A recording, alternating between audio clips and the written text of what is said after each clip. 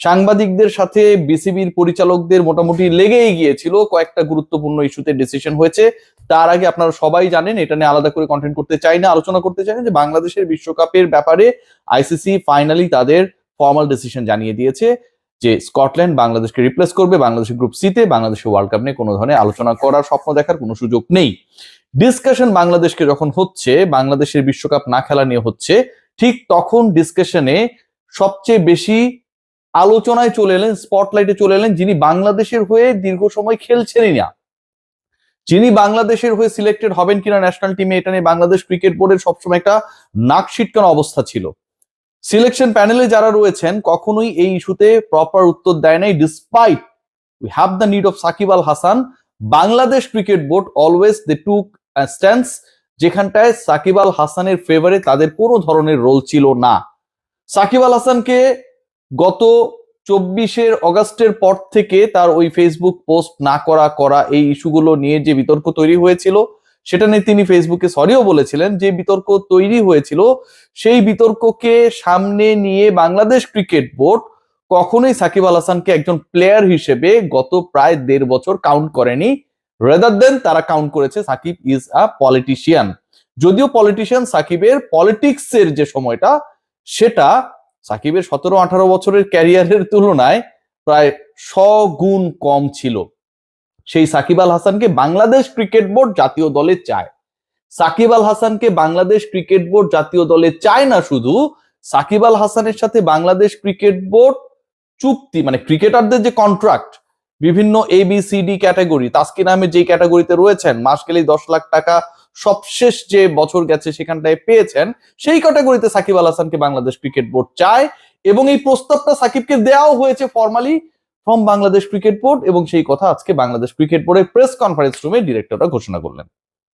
যেই সাকিবকে নিয়ে তাদের এত ধরনের আলোচনা, এতবার সাংবাদিকরা প্রশ্ন করার পরেও সাকিব ইস্যুতে স্টান্স নিতে বাংলাদেশ ক্রিকেট বোর্ডের মেরুদণ্ড কখনো সোজা ছিল না, সেই বাংলাদেশ ক্রিকেট বোর্ড, যেই সাকিব আল হাসান নানা সময়ে বাংলাদেশের হয়ে খেলার জন্য আকুতি প্রকাশ করেছেন, বাংলাদেশের হয়েই তিনি তার ক্যারিয়ার শেষ করতে চান, সেই সত্য কথা বিদেশ বিভুঁইয়ে, কখনো দুবাইতে, কখনো আমেরিকায়, নানা পডকাস্টে বলেছেন, যেই সাকিব আল হাসানের ব্যাপারে বাংলাদেশ ক্রিকেট বোর্ডের অবস্থান সবসময় এমন ছিল যে সাকিব যদি আসে, এভেলেবেল যদি হয়, সরকার যদি অ্যালাউ করে, তাহলে আমরা বিবেচনা করব। সেই বাংলাদেশ ক্রিকেট বোর্ড এখন জানাচ্ছে সাকিব আল হাসানকে আমরা চাই, এবং আমরা যে সাকিব আল হাসানকে চাই এটা সরকারের সাথে অনেকে আলোচনা হয়ে গেছে।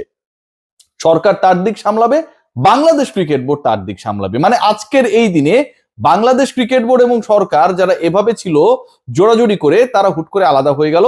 বাংলাদেশ ক্রিকেট বোর্ড একটা অটোনমাস বডি হিসেবে প্রমাণ করার চেষ্টায়, আপ্রাণ প্রমাণ করার চেষ্টায় ব্যস্ত যে সাকিবকে আমরা ক্রিকেটার হিসেবে ফিল করছি, তাকে চাই, তাকে চুক্তিতে রাখতে চাই।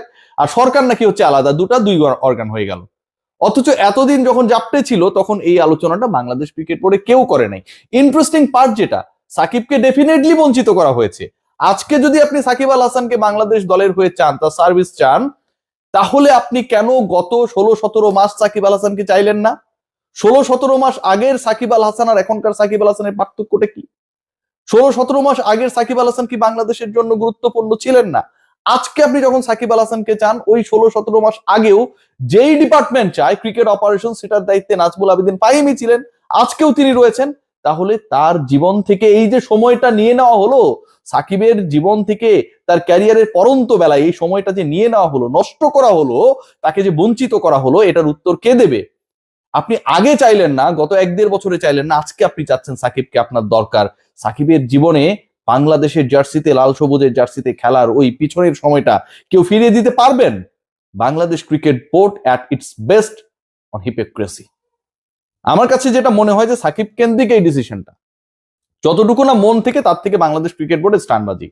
দেখুন, আজকে একজন ডিরেক্টর পদত্যাগ করেছেন, ইশতিয়াক সাদেক ভাই, I pay my full respect from heart. অসম্ভব ভালো মানুষ, ক্রীড়ানুরাগী, পুরো ফ্যামিলির কন্ট্রিবিউশন রয়েছে স্পোর্টসে, এবং তিনি কেন পদত্যাগ করেছেন সেই কারণটা আমরা জানি, বাংলাদেশ ক্রিকেট বোর্ডই সার্কাসগুলোর জন্য। অথচ একজন ফিক্সিং এর সাথে জড়িত ডিরেক্টর, তাকে বাংলাদেশ ক্রিকেট বোর্ড পদত্যাগে বাধ্য করতে পারে নাই, ইমপিচ করতে পারে নাই। সেই বাংলাদেশ ক্রিকেট বোর্ড বিশ্বকাপের ইস্যু নিয়ে যখন মোটামুটি একটা টালমাটাল অবস্থায়, আইসিসির প্রেসারে, তখন সাকিবকে আমরা আবার বাংলাদেশে চাই, এই যে একটা পপুলিস্ট অপিনিয়নকে স্টাবলিশ করার মাধ্যমে তারা তাদের দায় মোচনের চেষ্টা করছে। সাকিবকে সামনে এনে, সাকিবকে লেভেলিং করে, সাকিবকে সামনে এনে বাংলাদেশ ক্রিকেট বোর্ড তাদের ব্যর্থতাগুলোকে জাস্ট ওভারকাম করার চেষ্টা করছে। সবার ফোকাস এখন সাকিবে। বাংলাদেশ ক্রিকেট বোর্ডের একজন ডিরেক্টর যে ফিক্সিং এ জড়িত, বাংলাদেশ ক্রিকেট বোর্ডের যে ডোমেস্টিক টুর্নামেন্ট গুলো বন্ধ, সেখান থেকে সবার দৃষ্টিভঙ্গি সরে যাবে, আইসিসি রেভিনিউ পাবে না, সবার দৃষ্টিভঙ্গি সরে যাবে, সবাই সাকিব সাকিব করবে। এবং মানুষ কি চায়, ক্রিকেট বোর্ড সেই নামটা বুঝতে পেরে আজকে সাকিবের আলোচনা নিয়ে এসেছে। যদি সেটাই হয়, আজকে যে আপনারা সাকিবের আলোচনা নিয়ে আসলেন, সাকিবকে ব্যবহার করলেন, আপনারা গত 15 মাস 16 মাসে কেন এই স্ট্যান্সটা নিলেন না? নতুন বোর্ড আপনারা দাবি করছেন, আসিফ আকবর দাবি করছেন, কিন্তু পুরনো নাজমুল আবেদিন ফাহিম তখনও তো ক্রিকেট অপারেশনস এর দায়িত্বে ছিলেন না? ইফতেখার রহমান মিঠুরা তখন ছিলেন না? ছিলেন তো, তারাই তো ছিলেন। ফারুক আহমেদরা ছিলেন না? তখনকার প্রেসিডেন্ট, এখনকার ভাইস প্রেসিডেন্ট তখনও ছিলেন, এখনো আছেন। সো এই মানুষগুলোই হুট করে চেঞ্জ হয়ে গেল। কারণ সাকিবের ইস্যুটা মানুষ খায়। বাংলাদেশ ক্রিকেট বোর্ড সাকিব আল হাসান ইস্যুতে যে কাজটা করেছে, এটা যদি মন থেকে করতো, সত্যি সত্যি এই চ্যাম্পিয়ন ক্রিকেটারকে যদি বাংলাদেশে নিয়ে আসা হতো, তাকে তার ক্যারিয়ারের শেষটা বাংলাদেশে করার সুযোগ করে দেওয়া হতো, বাংলাদেশ সরকারের, বাংলাদেশ ক্রিকেট বোর্ডের অনেক বিশাল লস হয়ে যেত। তেমনটা হইতো না রে ভাই। ও ক্রিকেটটাই খেলেছে। একই রকম হবে না। ঘরের প্রত্যেকটা সন্তান, পিতামাতা যতই একই রকম ভাবেই লালন পালন করার চেষ্টা করুক, কেউ একই রকম হবে না। সাকিবের মতো, মাহমুদুল্লাহ রিয়াদ তার মতো, মুশফিক তার মতো, তাসকিন তার মতো, তানজিম সাকিব তার মতো, তানজিদ তামিম তার মতো। আপনি কখনো কাউকে মেলাতে পারবেন না। পৃথিবীর কোনো কিছুই একই রকম হয় না। এটা আপনার কোনো বস্তু না যে আপনি কপি বানালেন। এটা আপনার কেক না, যে সাইজে ডায়াসের মধ্যে দিলেন সেটাই হয়ে গেল। মানুষ তো রে ভাই। সেই সাকিব আল হাসানকে নিয়ে আপনারা যে কাজটা করেছেন, খুব খারাপ করেছেন। এবং এখন পাবলিক সেন্টিমেন্ট নিজেদের পক্ষে নেয়ার জন্য যেই কাজটা করলেন, এটাও ভয়াবহ খারাপ কাজ করলেন। এতদিন ধরে আমরা সাংবাদিকরা সাকিবের পক্ষে সোচ্চার হয়েছি, বারবার বলেছি সাকিবের ব্যাপারে সিদ্ধান্ত আসে না কেন। বাংলাদেশ ক্রিকেট বোর্ড স্বাধীন সংস্থা, তারা কেন সরকার কি বলে সেটার উপর বেশি ডিপেন্ড করছে। সেই জায়গায় আপনারা কখনো কোনো প্রপার ডিসিশন নেন নাই। সাকিবের বিরুদ্ধে মার্ডার কেসের যে মামলা করা হয়েছে, সেই মামলার ব্যাপারে, অন্য কোনো ক্রিকেটারের ব্যাপারে যদি অন্য কোনো মামলা হতো, ধর নারী নির্যাতনের মামলা, বাংলাদেশ ক্রিকেট বোর্ড ইনভলভ হইতো না? হইতো তো।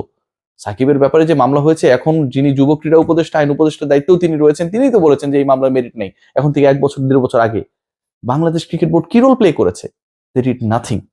সেই বাংলাদেশ ক্রিকেট বোর্ডে আজকে তাদের যখন ডিফেমেশন চলছে, তারা যখন নানাভাবে অস্তিত্বের সংকটে, ডিরেক্টররা যখন পদত্যাগ করছে, ফিক্সাররা যখন বোর্ডে থেকে যাচ্ছে, ঠিক তখন ইমেজ ঠিক করার জন্য মার্কেটে ছেড়ে দিলেন উই নিড সাকিব আল হাসান। সাকিবকে আমরা চুক্তিতে রাখবো। ভাই সাকিবকে চুক্তিতে রাখেন, ভালো কথা। সাকিবের গত 15-16 মাসে আপনারা নষ্ট করেছেন, সেই অধিকার বিসিবি আপনাকে কে দিয়েছে? সবাই ভালো থাকবেন।